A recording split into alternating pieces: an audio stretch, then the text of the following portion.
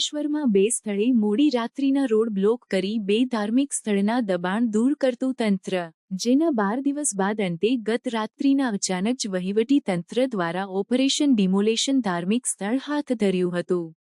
બંને સ્થળે ધાર્મિક આસ્થાને ધ્યાને લઈ પૂજા વિધિ કરી હતી.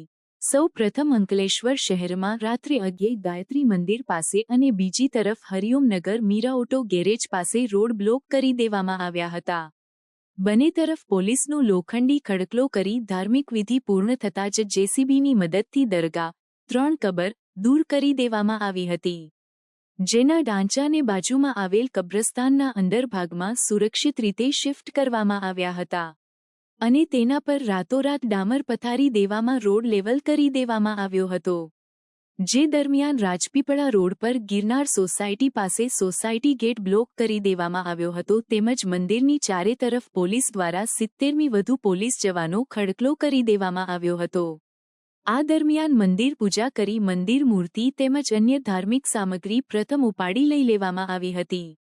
જે બાદ જેસીબીની મદદથી મંદિરના ઢાંચાને તોડી પાડવામાં આવ્યું હતું. સવારે 3 વાગ્યા સુધી આ ડિમોલેશન પ્રક્રિયા કરી બંને સ્થળેથી ધાર્મિક દબાણ દૂર કરી દેવામાં આવ્યા હતા અને તેના પર રોડનું કામ પણ શરૂ કરી દેવામાં આવ્યું હતું. અંકલેશ્વરમાં બે સ્થળે મોડી રાત્રિના રોડ બ્લોક કરી બે ધાર્મિક સ્થળના દબાણ લોખંડી પોલીસ બંદોબસ્ત વચ્ચે દૂર કરી દેવામાં આવ્યા હતા.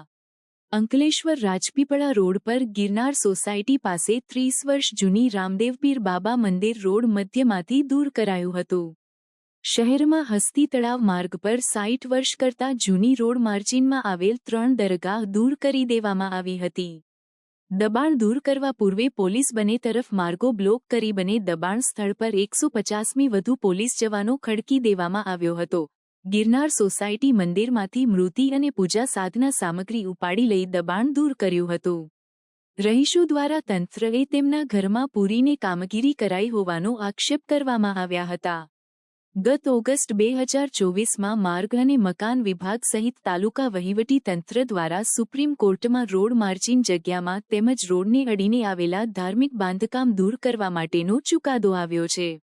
જે ચુકાદો આધારે રાજ્ય સરકાર દ્વારા ચુકાદાના અમલીકરણ માટે જરૂરી આદેશ રાજ્યભરમાં કરવામાં આવ્યા છે. જે અંતર્ગત અંકલેશ્વર એસડીએમના વડપણ હેઠળ અંકલેશ્વર તાલુકાના મામલતદાર, ટીડીઓ, પીડબ્લ્યુડી હાઇવે ઓથોરિટી અને જિલ્લા પંચાયત માર્ગ અને મકાન વિભાગ પાસે આવા બાંધકામોની વિગતો મેળવી હતી અને 12મી વધુ રોડ માર્જિનમાં આવતા દબાણ અંગે જે તે ધાર્મિક સ્થળ સંચાલકને નોટિસ પાઠવી હતી. જે બાદ પણ વધુ નોટિસ તંત્રએ પાઠવી હતી. ગત 2 એપ્રિલના 2025ના રોજ નોટિસ પાઠવી હતી અને બીજા દિવસે 3 એપ્રિલના રોજ જ અંકલેશ્વર એસડીએમ અને મામલતદાર દ્વારા ગિરનાર સોસાયટી પાસે આવે રામદેવપીર બાબાના મંદિર જે અંકલેશ્વરથી રાજપીપળા સ્ટેચ્યુ ઓફ યુનિટીને જોડતા માર્ગમાં આવી રહ્યું હતું તે અંગે સ્થળ તપાસ કરી હતી.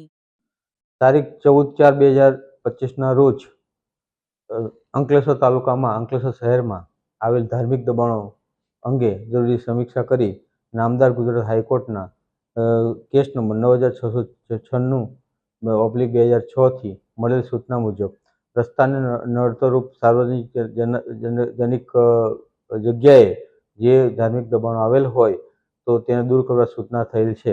તે બાબતે અંકલેશ્વરમાં હસ્તી તળાવ પાસે કબર તેમજ રામદેવ પીરનું મંદિર સારંગપુર પાસે જે નેશનલ હાઈવેને અડીને વચ્ચોવચ્ચ આવેલ હતું તે સમગ્ર કાર્યવાહી પૂર્ણ કરી તેને દૂર કરવામાં આવેલ છે અને આ અંગે વિધિવત યોગ્ય નોટિસ પણ સંબંધિતને આપેલ હતી અને એની વિધિવત પૂજા અર્ચના કરી અને તેને દૂર કરવામાં આવેલ છે.